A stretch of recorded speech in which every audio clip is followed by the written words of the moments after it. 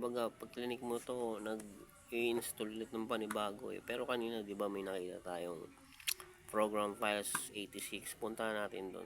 Baka hindi siya naggawa ng sariling shortcut eh. Dito yun sa Windows. See, di ba? Tapos, ito yung kanina, Windows 86, ay program files 86. Program files, hanapin natin dito. Ito, Need for Speed Underground 2.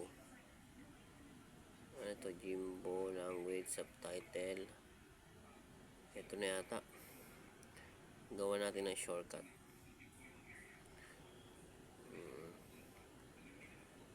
Ayun guys, ito yata yung pinaka ano niya.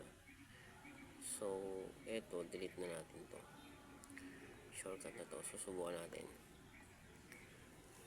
Sana gumana guys, kasi sabi doon,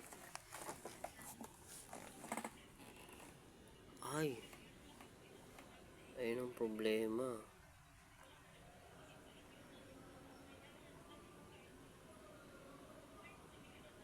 Insert this to.